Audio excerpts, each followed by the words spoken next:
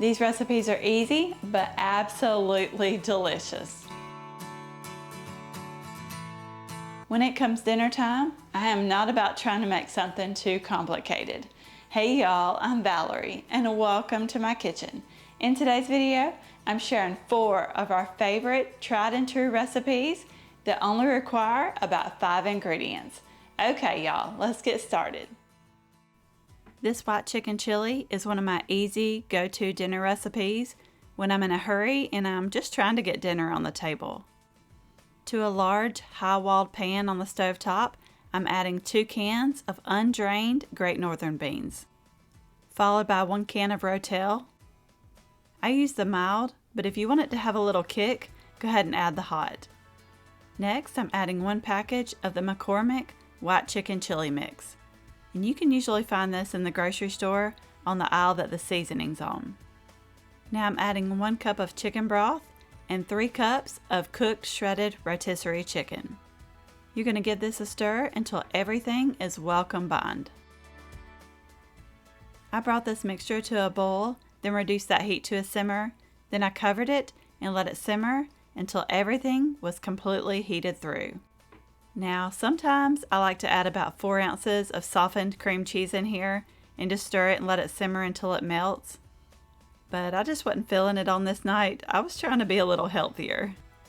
I did top it with a little sour cream and shredded cheddar cheese, but this dinner is super easy to make and it comes together in less than 15 minutes. I mean, it's chicken, beans, Rotel, and seasonings. It's really pretty healthy actually. Not to mention absolutely delicious. These 5 ingredient chicken roll-ups are another favorite of ours, and if you haven't tried them yet, you really need to. I started out by adding 1.5 cups of cooked shredded chicken to a medium-sized bowl, along with 1/2 cup of shredded cheddar cheese. I gave this a little mix, then we're going to add some seasonings to this, and you can really add whatever you like here. I like this Kinder's garlic and herb seasoning, but if you don't have this, you can do salt, pepper, and garlic powder. Now you're going to stir that until all that seasoning is mixed in with everything. Then we're going to set this to the side while we make up a creamy mixture to pour on top of these roll-ups. I'm just using a large measuring cup to mix this in. You're going to mix together 1 can of cream of chicken soup and 1/2 cup of milk. And I just used 2% milk for this. I'm just giving this a little whisk until it's all combined. And then we'll be ready to put these roll-ups together. I just grabbed a little cutting board to do these on. I'm using an 8-ounce can of the regular size crescent rolls. And I'm just unrolling that dough and separating it into 8 triangles. I'm going to work on these crescent rolls one at a time. And here I'm just stretching out that dough just a little bit, just so I can fit a little more of that filling on there. But before I add that filling though, I'm going to add about 1/4 cup of that cream of chicken soup mixture to that chicken and cheese. This will help it to hold together a little better. By the way, if you're new, I would really love to have you here. Go ahead and hit that subscribe button down below. That way you get notified of all my future videos. Okay, now for this part, I just kind of eyeball it. You're going to put about 1/8 of that chicken mixture onto each of those crescent rolls. Then I just fold those corners over to kind of cover it up, and then you're going to roll it on up. There you have it. That's all there is to it. I'm telling you, it's really not hard at all, and you're just going to continue until you've used up all those crescent rolls.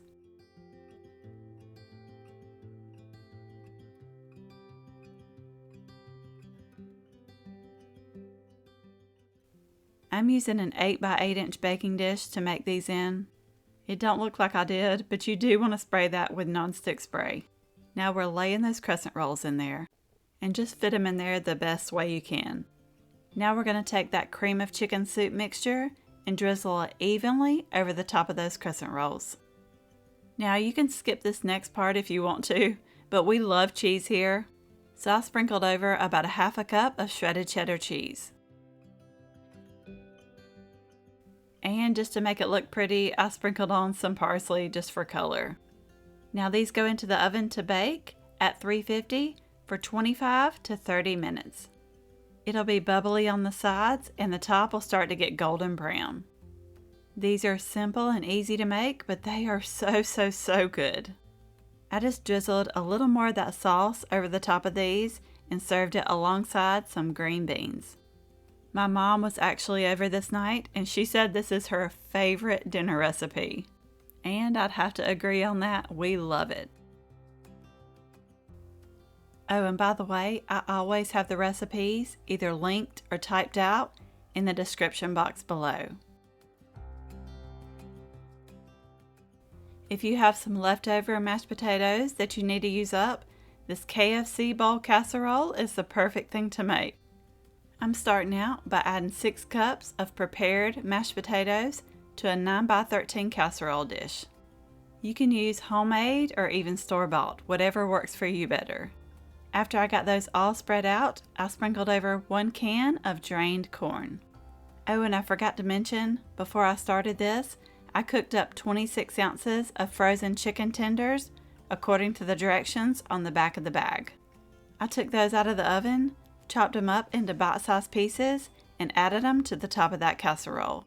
You just want to spread it out into an even layer, that way every bite has a piece of chicken in it. Now I'm topping this with 2 cups of shredded cheddar cheese.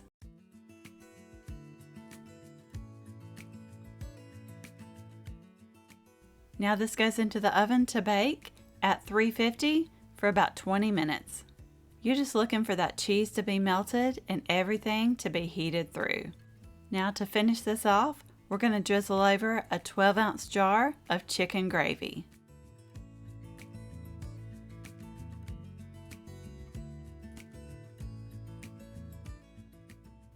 Now we're going to put this back in the oven to continue to bake for about 5 more minutes.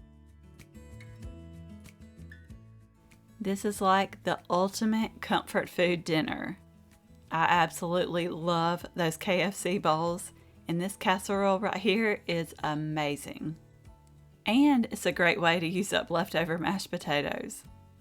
Now, if you want to add a little more shredded cheese to the top, you can, but I like it just like this. I can always guarantee when I make this for dinner, everyone's happy.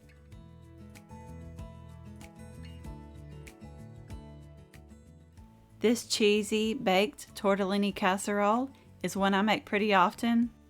In a large skillet, you're going to start off by browning up 1 pound of ground beef. And if you want to throw a diced onion in there too, you can.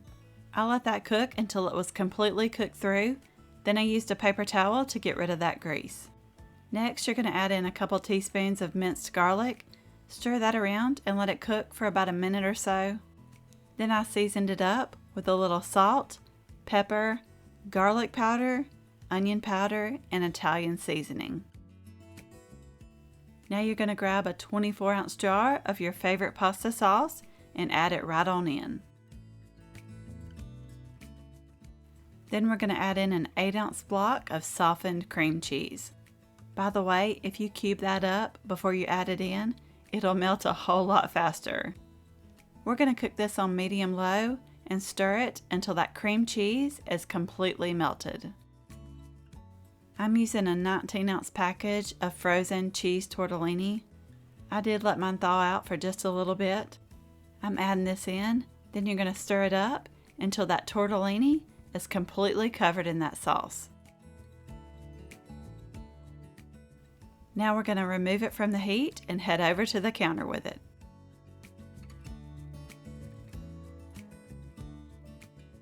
You're going to grab a 9x13 baking dish and pour everything in. Okay, y'all, I'm telling you, this is one of our absolute favorites, and if you haven't already tried it, please do. I think your family would love it. And make sure you get all that sauce out of there. That stuff is delicious. Now you're going to spread it out evenly into the bottom of that dish. And I know y'all know what's coming next. We have to add cheese to the top of this. I like to do about a half a cup of shredded Parmesan cheese and about 2 cups of shredded mozzarella cheese. Or you can use whatever cheese you like here. After you get it all spread out, this is going into a preheated 350-degree oven for about 20 to 25 minutes. And if you want to, when it's done, you can switch it to broil and let it cook for about maybe 2 or 3 minutes until that top is golden brown. We give this one a 10 out of 10. My family loves it, and I really think yours will too. I like to serve this with a little side salad and some garlic bread to go with it, but we were out of garlic bread this night. This casserole is so delicious. I really hope you enjoyed this video. You may also like these. Don't forget to subscribe down below for more easy recipes, and I will see you in the next one.